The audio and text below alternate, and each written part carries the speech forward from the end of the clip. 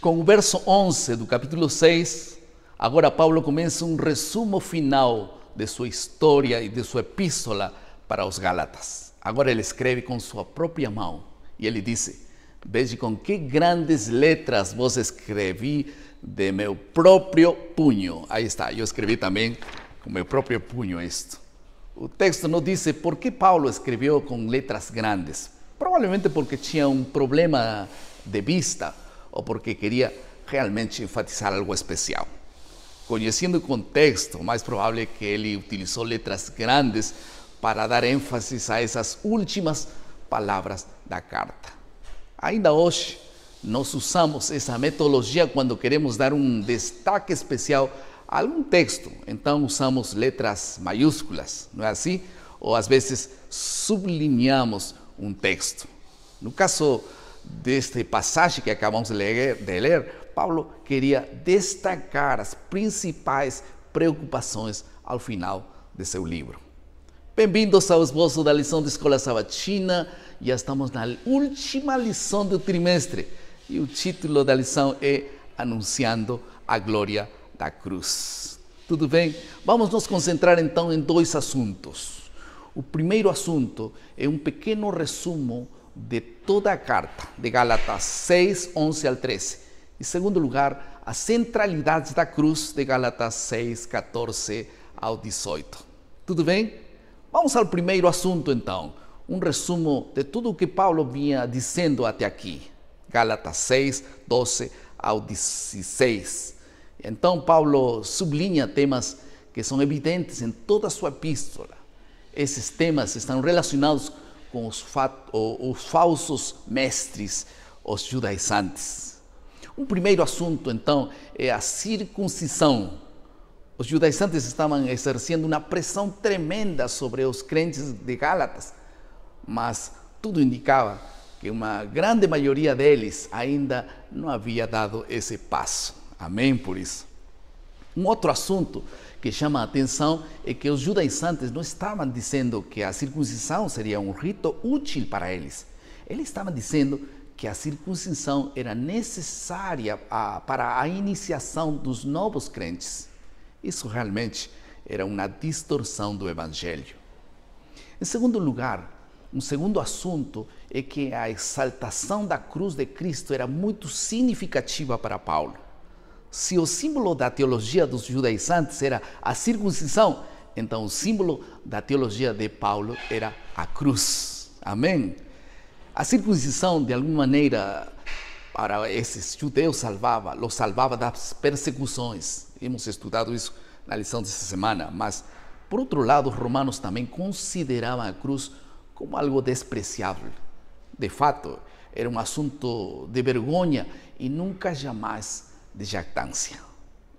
Isso nos dá pé ao segundo assunto, a centralidade da cruz de Gálatas 6, 14 ao 18.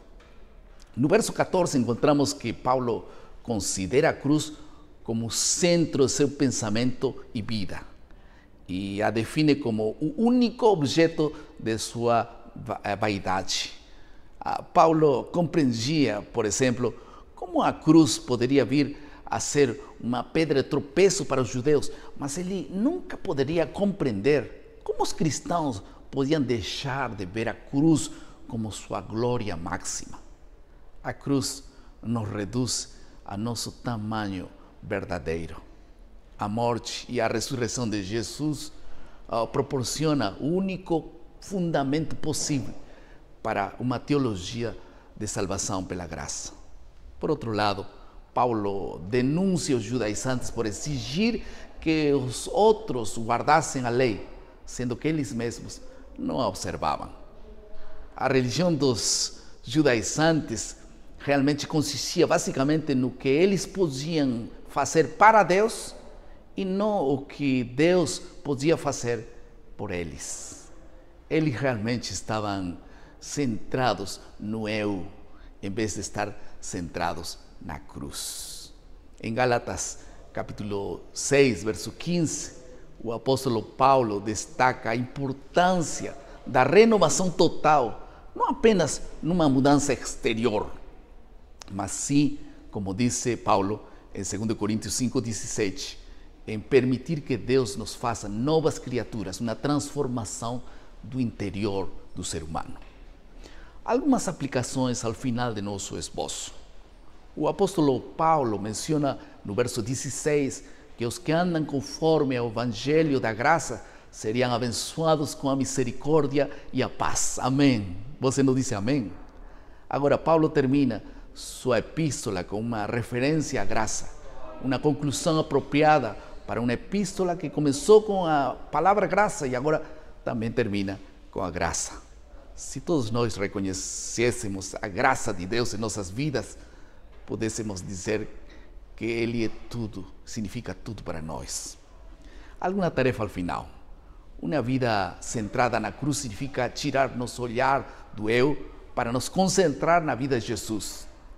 E quem se concentra em Jesus terá um olhar diferente para os demais.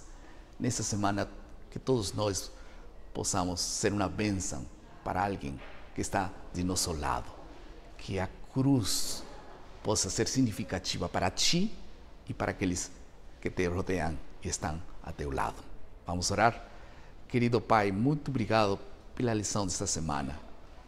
Por favor, que nosso coração possa se centrar em Ti cada dia e nós possamos nos preocupar pelos demais, como o Senhor se preocupa por nós.